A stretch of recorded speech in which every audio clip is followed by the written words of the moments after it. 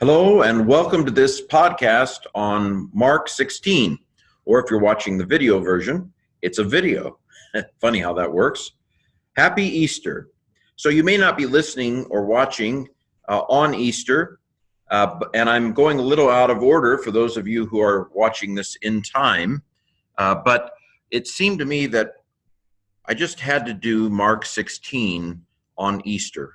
How could I do Mark 4 on Mark 16? So Lord willing, next Sunday we'll be back in sequence with Mark chapter 4. But I want to look at Mark 16. Now there are, of course, infamous issues with Mark 16, because verses 9 through 20 are not in all of the manuscripts. But this is Easter, so I don't want to talk about that in this podcast. My intention is tomorrow, on Easter Monday, the day after Easter, to do a second podcast/video on the textual issues with Mark 16, 9 through 20. So today, I just want to talk about Mark 16, verses 1 through 8. These are the verses that all the manuscripts have in them. And so, let's begin with verse 1 of Mark 16. This is Mark's resurrection, Mark's presentation of the resurrection. By the way, don't let anybody tell you that Mark doesn't tell about the resurrection. Just because there are some manuscripts that don't have Mark 16, 9 through 20, does not in any way imply that Mark doesn't tell about the resurrection. As we'll see in a second, it is quite clear in Mark 16, 1 through 8, that Jesus is risen from the dead. The clear assumption of these verses is that Jesus has indeed risen. So don't let anybody tell you, well, you know that Mark doesn't actually teach the resurrection. Hogwash. Mark does teach about the resurrection. Now, in Mark, I will say that the climax of the gospel story in Mark, I believe, is at the cross. What that means is that a climax so the same story can be told in more than one way. And when I go back and do Mark 15, or if you're watching this now later when Mark 15 is done, I will have already explained that aspect. But just to briefly recap, the same story can be told in more than one way. And so the climax of a particular presentation of the story is where the tension is the highest. It's where there's the final release of the tension. And it's really the climax of Mark is when Jesus is on the cross and dies, and the centurion says, surely this man was the Son of God. That is arguably the climax of the way Mark tells the story. Why? As I will have said in the Mark 15 podcast, because Mark wants to make the connection between Jesus' death and his suffering and him being the Messiah. That wouldn't have made much sense to a Jew just kind of out of the blue. This is one of the novel messages of Mark's understanding of the gospel, and of course of Paul's as well in 1 Corinthians 1. The cross is foolishness to the Greek and fighting words to the Jew. And so Mark has presented the gospel story in such a way that the climax is at the cross. And so Mark 16, 1 through 8 is more of an epilogue in Mark. Again, don't get it wrong. Mark believes in the resurrection. That's not the point. The point is that in Mark, the resurrection doesn't play the climactic role that it plays in the other Gospels. It's the cross that is the climax. Now, as I'll talk about, Lord willing, in my next podcast tomorrow on Mark 16, 9 through 20, it's possible that we have lost the original ending of Mark. Not me. It's not my fault. I didn't misplace it. I may have misplaced my car keys, but I did not lose the ending of Mark. It's possible that there was an ending of the Gospel of Mark that was a climax. Certainly that's possible, that there was a climax. But Mark, as we currently have it, in the way the story now appears in the text as we have it, the climax would seem to be at the cross. And so these verses here kind of give the rest of the story. This is the last part of the story where, we see after the climax, after the world is saved. The world is saved on the cross in the Mark's presentation, and after the world has been saved, we have the kind of shawarma, afterwards. And so again, I'm not trying in any way to minimize the resurrection of Mark. I'm just pointing out that the story as we have it, that the point of highest emotion and tension is at the cross. And then we have 8 verses of a kind of epilogue as the text now stands. Well, let's go ahead and look at them. And when the Sabbath had passed, Mary the Magdalene and Mary the mother of James and Salome, they bought spices in order that, having come to the tomb, they might anoint him. Okay, so by the way, they seem to, again, I'm sorry, but they buy spices on Sunday. If you have no idea why I'm saying this, it doesn't matter. But you could see where this is in tension with a particular aspect of my own tradition that wants to see Sunday as a transference of the Jewish Sabbath to Sunday. And in fact, I heard a very ingenious interpretation of the first line in verse 2. And very early on the first day of the week, they came to the tomb. The Greek there is on the first of Sabbaths.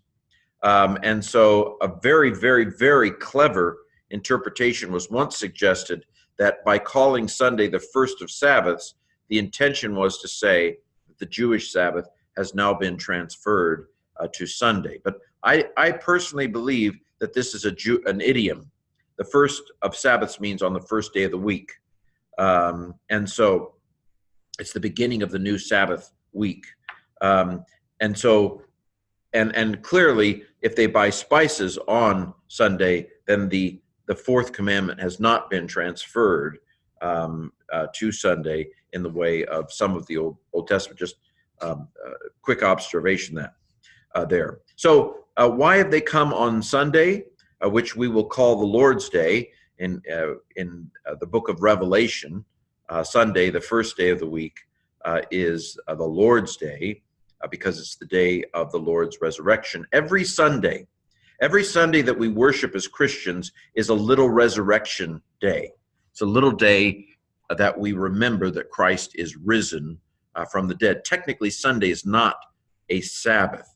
The Sabbath was sundown on Friday to sundown on Saturday. Sunday is the Lord's Day, the resurrection day, the Easter day, the 8th day, as it were, the day of the new creation. And so because of the Sabbath being on Saturday, the women were not able to do the normal anointing of the body and the spices and so forth. They weren't able to do that on Saturday because it was the Jewish Sabbath. And so now that the Jewish Sabbath has passed, they now come on the Lord's Day, or as it will be known, to do that care for the body as a sign of devotion to Christ. So who are the ones who have come? It's interesting that Jesus' own mother is not mentioned here. Mary the Magdalene is mentioned. Magdalene is not her last name. Mary Magdalene, that's not her last name. That's where she's from. She's from Magdala, perhaps, which is a village along the eastern side of the Sea of Galilee, as I recall. Now, Mary Magdalene is mentioned 4 times in the Gospel of Mark. That is 4 times if you include Mark 16:9 that we'll look at tomorrow. Mark 16:9, which most scholars don't think was in the original edition of Mark, mentions that she had 7 demons cast out of her. If that were the only place where this was mentioned, of course, we would have to debate whether or not that's a tradition or something that's actually goes back. But Luke 8 says the same thing. So we have, in fact, I would argue, and I will tomorrow, that Mark 16:9 has taken that fact from the Gospel of Luke, chapter 8. So apparently this Mary is someone out of whom Jesus had cast unclean spirits.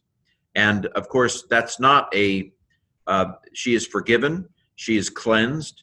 We can't hold that against her.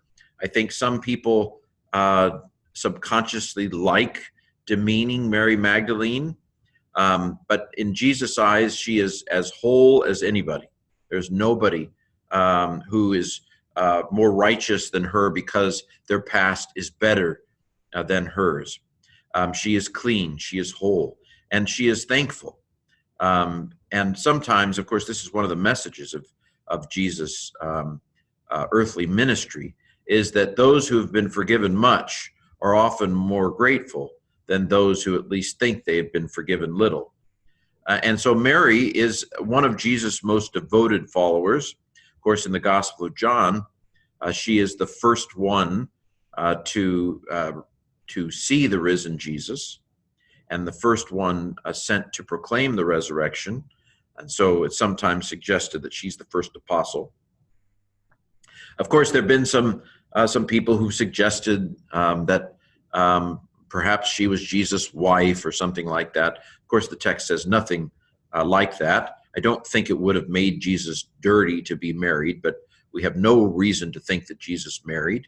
It would, again, the Bible doesn't have a negative view of marriage, so there would have been nothing sinful about Jesus being married. But we have no evidence in the Bible that he was married, and we certainly have no evidence that he was married to Mary. But she is one of Jesus' most devoted disciples, and she is there along with others to anoint the body. Now, Mary, the mother of James and Salome, Mary, the mother of James. This is James the Less, we find out in the previous chapter in Mark 15. So this would be James the son of Alphaeus. So this is the wife of Alphaeus, as opposed to James the son of Zebedee, who is one of the pillars, presumably, of the early church, the first apostle to be beheaded, to die for his faith. So we have Mary Magdalene, we have Mary, the wife of Alphaeus, the mother of James, the son of Alphaeus, James the Less, and a woman named Salome. And they bring spices to anoint Jesus, the burial tradition. Verse 2, very early on the first day of the week, they come to the tomb, the sun having risen. Now, of course, Jesus is not the sun god, but it's hard for me not to see a parallel here. The sun has risen. And of course, it is traditional for Easter services often to be held at sunrise. I have been at a sunrise service on the Atlantic coast. I just got back from California early this morning, and I know the place where I was is going to have a sunrise service tomorrow morning as the sun rises. Of course, it's best in the east because that's where the sun rises from. But the women come to the tomb as the sun rises, and Jesus is already risen. Verse 3, they were asking themselves as they get there, who will roll away from us the stone from the door of the tomb? So it would seem that this is a stone that rolls into place. I have pictures of this kind of we can actually identify this type of tomb, that kind of a vault with a stone that rolls in front of it, rather heavy stone. And the women are, they're going anyway. And I like that. I like the fact that they go, even though they don't have the plan all worked out. They just know that this is what they need to do. And the Lord will provide. And so the Lord will provide the sacrifice, or in this case, the Lord will provide a stone roller. Verse 4, and when they get there, having looked up, they see the stone has been rolled away, a very large stone, it says here. Verse 5, so they go in. They're not afraid. They go in. They were going to go in anyway, right? They were going to anoint the body. And so God has opened the stone. Let's go in. Let's anoint it. But they don't find his body. Having entered into the tomb, they saw a young man sitting on the right. He's wearing a white robe, and they're a little alarmed. What's this guy doing in here? Now, it's not Jesus. Who is this guy? Well, most of us assume that this is an angel. The angel is there to tell them what has happened because Jesus is not there.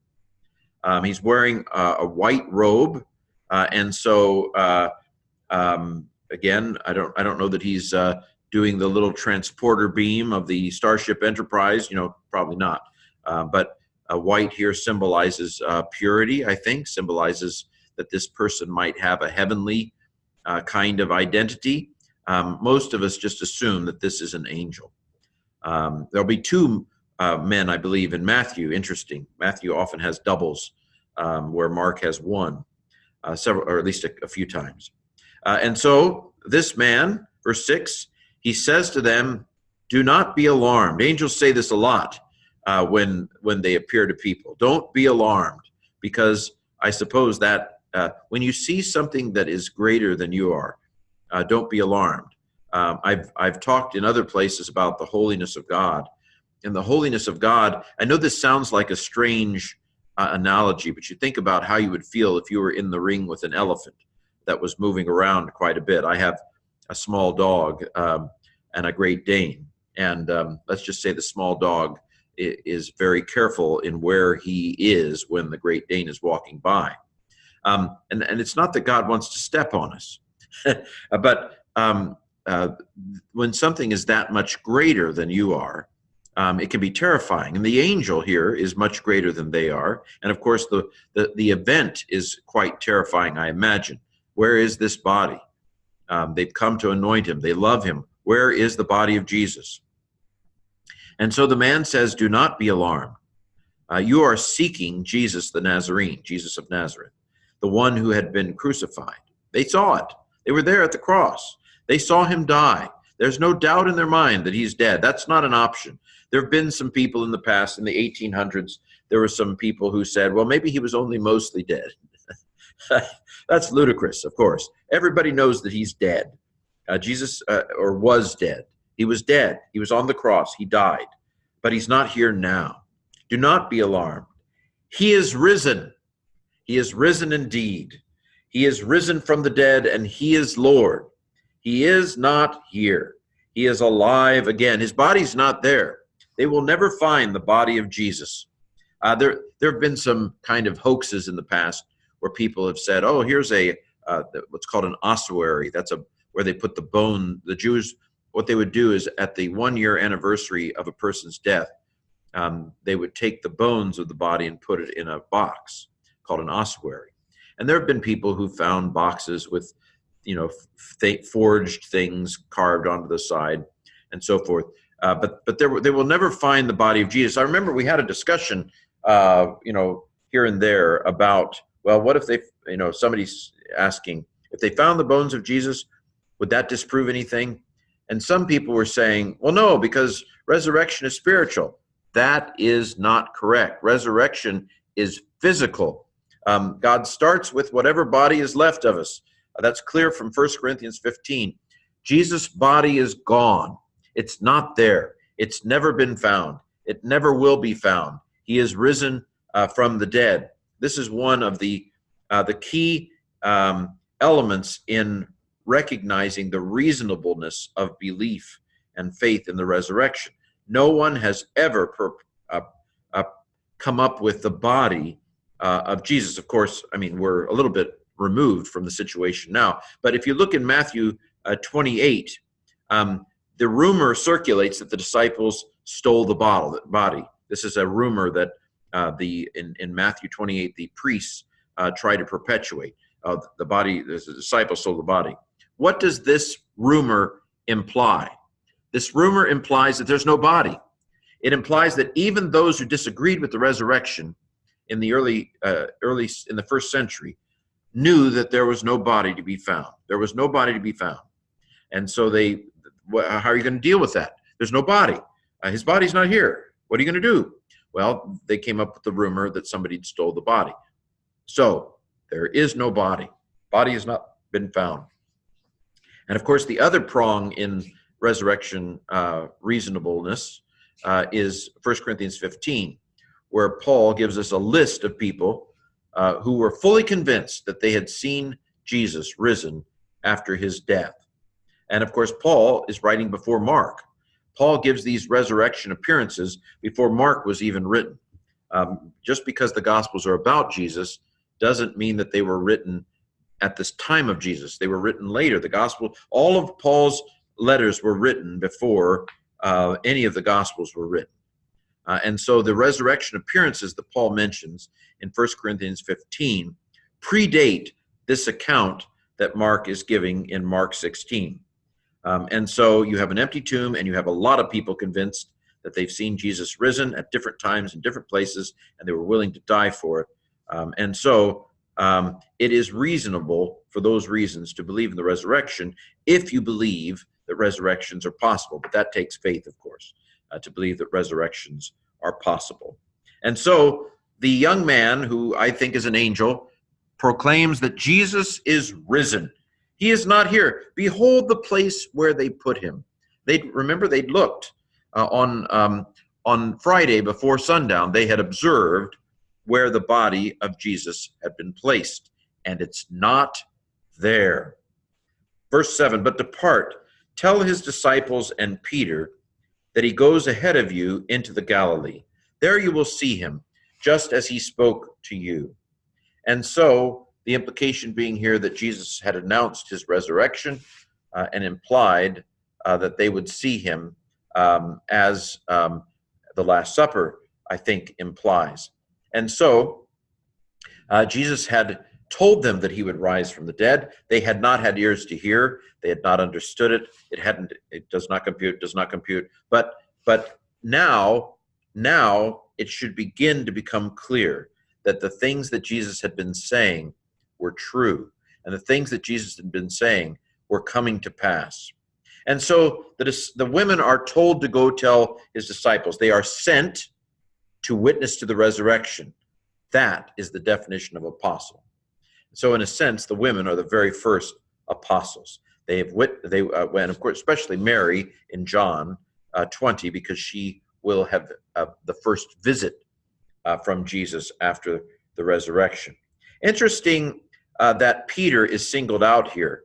Isn't Peter one of the apostles? This is an argument for that Peter is the source of the Gospel of Mark. If you might remember, if you go back to the very first podcast on Mark 1, that is, on Mark 1, we talk about the fact that Peter is the first disciple mentioned in the Gospel. And then Peter here is the last of them mentioned at the end. He's singled out. And Richard Balcom argues that this is a strong argument that Peter is a major source for the Gospel of Mark, as the tradition holds. The tradition recorded by Papias in the early 2nd century, which I mentioned in the introductory video to Mark. And so they are sent, and Peter is singled out. And of course, Peter is the first of the apostles to whom Jesus appears, as the list in 1 Corinthians 15 gives. Of course, according to John, Mary is the first person to whom Jesus first appears. Interesting that Mark says, go to the Galilee, because in Matthew, and of course in Luke, and I think also in John, Jesus' first resurrection appearances to the disciples are in Jerusalem. But Peter, or that is the Gospel of Mark, doesn't anticipate at this point. Now, again, we may not have the original ending, but at the implication here, well, first of all, the implication is that Jesus is risen. Remember how I said there are some people who said Mark doesn't teach the resurrection. Hogwash. It's very clear that the angel has pronounced that Jesus is risen from the dead. Mark teaches the resurrection. End of story. But what's interesting is that Mark anticipates that the central resurrection appearances will be in the Galilee. And I think that's something worth taking note of. That in Mark's story of the resurrection, the implication is that the primary resurrection appearance or appearances will be in Galilee. There you will see him just as he spoke to you. Now, verse 8 is, of course, puzzling. And this is why, of course, some manuscripts don't have any ending after any verses after verse 8. In the oldest manuscripts we have, actually, the oldest manuscripts we have end with verse 8. And so it's no surprise that we have a couple of other endings in the manuscripts. We have the longer ending, which of course is very familiar to us, especially if you grew up on the King James. But there is also a shorter ending in some manuscripts. It's almost like we need to cap this tooth. This is something else needs to go here. And my hunch is that there was another ending that somehow was lost at a very, very early date. I'm not worried about it because I figure if God had wanted it to remain, it would have remained. But the Gospel of Mark, as it ends currently, is, and having gone out, they fled from the tomb, for trembling and amazement was taking hold of them, and they said nothing to anyone, for they were afraid. If that is the ending, I have a colleague, Dave Smith, who I've heard say, this verse puts the ball in your court. I think he thinks the gospel ended here. And so this verse basically leaves the ball in your court with, are you gonna tell anybody? The women initially didn't tell anybody. Are you gonna go tell something? You should go tell somebody that Jesus is risen from the dead. But verse 8 certainly fits with some of the themes that we see in Mark. The theme of the messianic secret, the fact that Jesus' identity is kept somewhat on the hush. Although this is not the point. This is not the point in time to keep it on the hush. This is the point to go proclaim it. And of course, in Matthew's version, which is based upon Mark, in fact, I've heard Ben Witherington to have said that if you want to know how Mark originally ended, see the ending of Matthew, because Matthew is using Mark as a source. But of course, in Matthew, the women do go on and tell the disciples that he is risen from the dead, and of course in Luke and in John. So eventually they do tell the disciples. But it also fits with this idea of Jesus' followers not really quite getting it, that theme that we've seen throughout the Gospel of Mark, of the disciples not really getting it, the disciples kind of being dull in their understanding. This can also fit with that theme. So there are a number of aspects of the Gospel of Mark as a whole that would fit with this being the ending of the Gospel. But there is my colleague Dave Smith would say, don't be like the women in this verse. Even if they go on, they don't let the fear stop them ultimately. And we can all have moments of fear, right? We have moments of doubt. What's important is not the moment of doubt. What's important is the choices we make once we get through the doubt. We can go through a time of being troubled. We can go through a time of wonderment. We can go through a time of uncertainty. The important thing in God's eyes is where we end up when it's all said and done. And of course, the tradition suggests that when it's all said and done, the women did, in fact, tell that Jesus was not there in the tomb. And so, but we can understand the reaction. And there's hope for us, right? There's hope for us because these are the people who knew Jesus. And if they could have had doubts and if they could have had struggles, then maybe we're not so bad. When we have struggles, of course, that's not an excuse to not get to the end where we have faith, where we make the choices to move forward in faith despite whatever temporary doubts we may have had. Happy Easter. And let us celebrate today the fact that Christ is not in the grave, but he is risen. He is risen indeed. Lo, in the grave he lay, Jesus my Savior. Waiting the coming day, Jesus my Lord. Up from the grave he arose, with a mighty triumph for his foes. He arose the victor of the dark domain, and he lives forever with his saints to reign. He arose, hallelujah, Christ arose. Have a blessed Easter, no matter what day. May every day be an Easter in which Christ is risen in your heart.